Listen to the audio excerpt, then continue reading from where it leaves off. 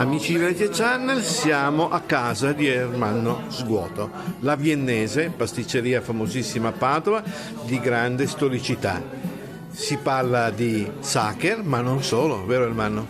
Nel periodo natalizio si parla ovviamente di panettone e la nostra tradizione è realizzare i nostri panettoni artigianali con una ricetta che mio padre ha sviluppato ormai 50 anni fa e niente, noi rispettiamo appunto la tradizione con i panettoni con uvette canditi e come variante facciamo le gocce di cioccolato, quindi abbiamo deciso quest'anno di fare solo queste due senza creme o altre cose che vedo proliferare e rimanendo insomma per la leggerezza e la bontà degli ingredienti.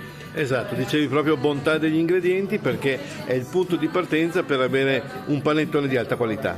Certo, considerate che per realizzare un panettone come il nostro sono quasi 2 giorni di lavoro, perché dal momento della pesatura degli ingredienti e poi per fare la doppia lievitazione, la cottura e la fase finale e abbiamo quasi 48 ore di lavoro, quindi sappiate che essendo appunto nessun processo è meccanico a parte quello appunto dell'impasto è pura manualità e artigianalità. Quindi grande manualità, grande capacità di trattare gli ingredienti dopo averli selezionati e ci danno questo risultato. Ecco qui il tuo panettone, eccolo qui, lo vedete in questa confezione trasparente, ma qui a fianco vediamo una confezione speciale, Ermanno. Sì, abbiamo realizzato per alcuni clienti su prenotazione panettoni da 5 kg e da 3 kg.